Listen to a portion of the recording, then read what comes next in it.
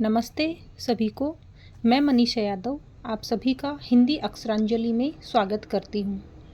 हम हमारे वीडियो की अगली कड़ी में थर्ड सेमेस्टर के इकाई फर्स्ट जो हिंदी साहित्य के अंतर्गत आता है, प्रथम कवि केशव दास की रामचंद्रिका महाकाव्य जो है, जिसके संपादक लाला भगवान दीन है, ये पाठ्यक्रम में लगाया गया है। इसमें सरस्वती वंदना का जो पहला कवित्त है, हम उसकी व्याख्या या भावार्थ पढ़ेंगे। पद क्या है? बानी जग रानी की उदारता बखानी जाई, ऐसी मति उदित उदार कौन की भई। देवता प्रसिद्ध सिद्ध ऋषि राज तप वृंद, कही कही हारे सब कही न काहू लई। भावी भूत वर्तमान जगत बखानत है, केशोदास क्यों न हूँ बखानी काहू पे गई।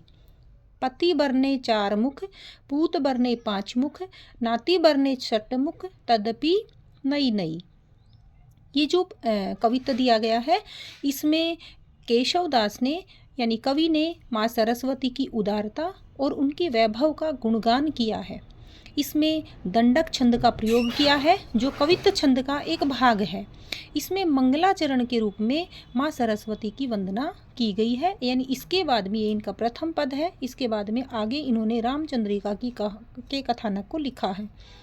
एक मान्यता के अनुसार ऐसा है कि रामचरितमानस जिस तुलसीदास की रचना थी, उसके एक प्रतियोगी के रूप में या उसकी बराबरी करने के रूप में केशवदास ने रामचंद्रिका को एक ही रात्रि में लेखन किया था।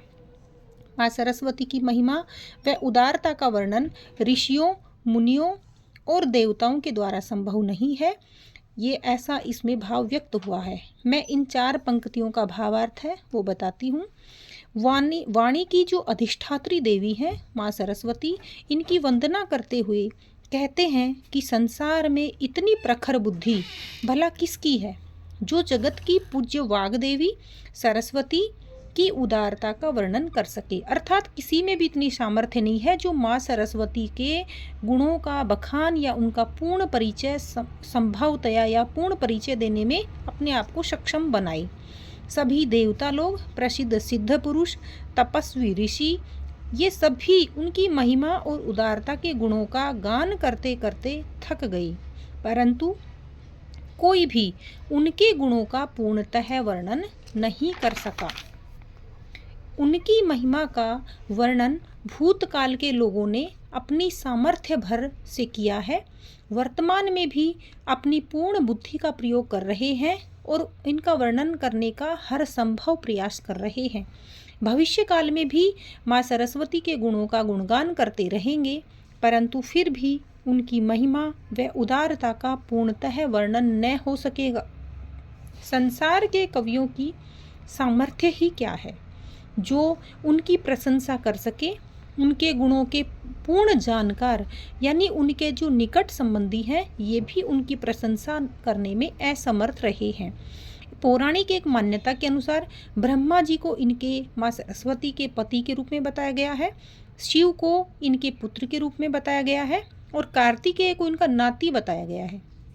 अगली पंक्ति की जो व्याख्या थी, इसी कथानक के आधार पर बनाई गई है कि उनके पति ब्रह्मा अपने चार मुख से, उनके पुत्र महादेव जी जो कि अपने पांच मुखों से, और उनके जो नाती हैं जो शिव पुत्र हैं कार्तिकेय जी अपने षट मुखों से अपने उनके माँ सरस्वती के गुणों की प्रशंसा करते रहे हैं, लेकिन फिर भी उनकी महिमा व उदारता का कुछ ना कुछ नई विशेषता उनके कहने से छूट ही जाती है या वंचित रह जाती है। वे भी संपूर्ण विशेषताओं का गुणगान नहीं कर पाए। इसलिए कवि कहते हैं कि फिर जब ये आपके इतने निकट संबंधी थे, ये भी आपकी विशेषता नहीं बता पाए, तो भला मैं कौन हूँ, अर्थात मुझ में ऐसी सामर्थ्य होगी, ये संभव नहीं है। जो पूरा पद है इसमें कवित्त छंद है, जिसे कवि केशव दास ने दंडक छंद कहा है। इसकी जो भाषा है वो ब्रज भाषा है। इसमें एक चीज़ बताई गई है कि ब्रह्मा जी को, इनके पुत्र शिव को और इनके नाती कार्तिकेय को। तीनों में सामर्थ्य है, लेकिन सामर्थ्य के बावजूद भी अयोग्य दिखा दिया गया कि ये माँ सरस्वती की इस विशेषता को या गुणों के गुणगान को, महिमा के बखान को नहीं कर पाई। तो इसमें एक विशेषता पता चलती है कि योग्य को भी अयोग्य यदि ठहरा दिया जाए तो वहाँ पर एक अलंकार होता है, उसका नाम होता है संबंधातिशयोक्ति अलंकार। आज के इस वीडियो में हम इतना ही पढ़ेंगे। माँ सरस्वती के लिए मैं 2 पंक्तियाँ कहना चाहूँगी। माँ जो है, सरस्वती के ज्ञान की बड़ी अपूर्व बात, ज्यों खर्चे त्यों त्यों बढ़े, बिन खर्चे घटी जात। इन पंक्तियों से मैं इस वीडियो का समापन करती हूँ। धन्यवाद। यदि आप हमारे चैनल पर नए हैं तो वीडियो को लाइक कीजिए, सब्सक्राइब कीजिए, अपने दोस्तों तक शेयर कीजिए, ताकि मैं आगे दुगने उत्साह से इसी प्रकार आपके अध्ययन में एक सहभागी बन सकूं।